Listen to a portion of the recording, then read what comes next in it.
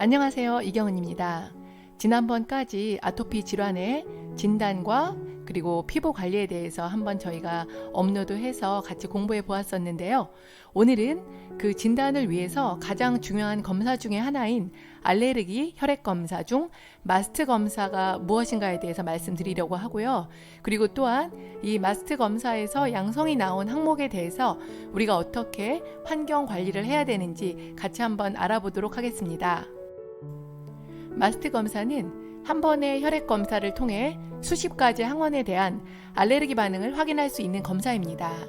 이 알레르기 질환을 일으키는 항원은 매우 다양하기 때문에 증상만으로 원인 항원을 예측하기가 어렵죠. 따라서 검사를 통해 자신의 알레르기 항원에 대해 파악하는 것이 중요합니다.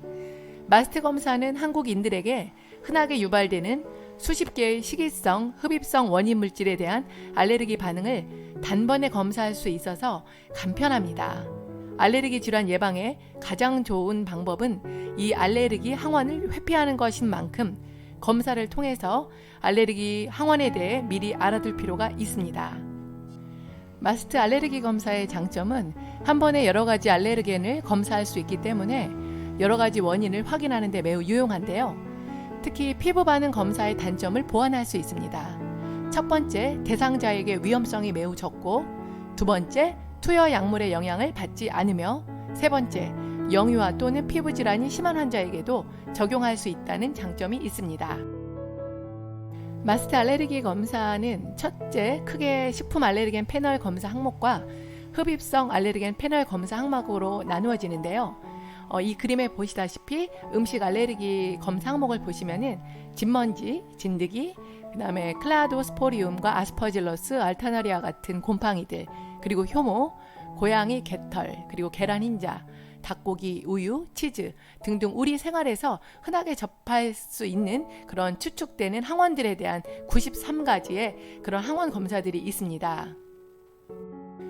그리고 흡입 알레르기 항원 항목에서는 특별히 흡입해서 올 수 있는 알레르겐 중에 오리나무, 자작나무, 개암나무 등 흡입성 패널에 좀 더 집중적인 그런 알레르기 항원 검사들이 가능합니다. 이렇게 마스트 검사 후에 결과에 따라서 우리가 알레르기 예방 관리에 들어가야 되는데요. 음식에서 나왔을 경우에 무분별한 식이 제한은 발육과 성장에 필요한 영양분이 부족할 수 있으므로 전문가와 반드시 상의하셔야 합니다.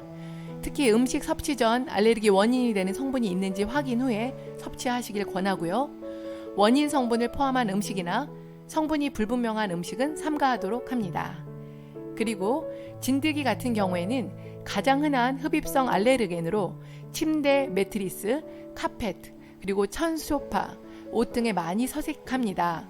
그래서 실내 온도를 25도씨 이하, 습도를 55% 이하로 유지하는 것을 권해드리고요. 의류나 베개나 침구를 뜨거운 물 55도 이상으로 자주 세탁하여 청결하게 유지하여야 합니다. 그리고 꽃가루에 양성이 나왔을 경우에는 천식 비염, 결막염을 일으키는 대표적인 종류로 나무, 잔디, 잡초, 꽃가루입니다.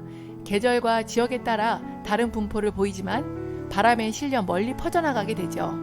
황사나 꽃가루가 심한 날은 외출을 삼가하시고요. 외출 시에는 반드시 마스크를 착용해야 합니다. 그리고 외출 후에 실내에 들어갈 때에는 옷을 털고 손을 꼭 씻으셔야 합니다. 그리고 곰팡이는 습한 상태에서 지속적으로 유지되고 환기가 잘 안 되는 곳이면 어디에나 존재합니다. 곰팡이가 서식하기 좋은 환경인 주방, 욕실, 창고 등을 자주 환기시켜 줍니다.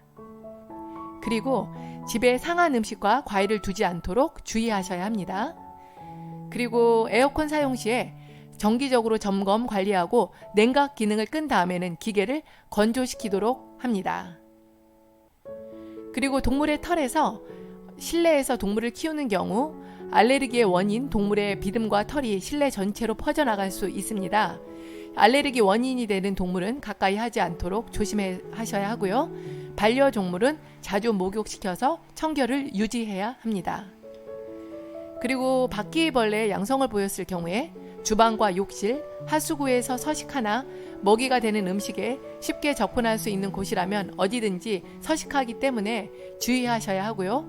배설물 덩어리가 여러 조각으로 부서져서 먼지 속에 섞인 상태로 숨을 쉴 때 코나 입을 통해서 기관지로 유입하게 됩니다. 남은 음식이나 음식 쓰레기 주변에 바퀴벌레가 생기지 않도록 관리합니다. 외부에서 바퀴벌레가 유입되지 않도록 주의하셔야 합니다.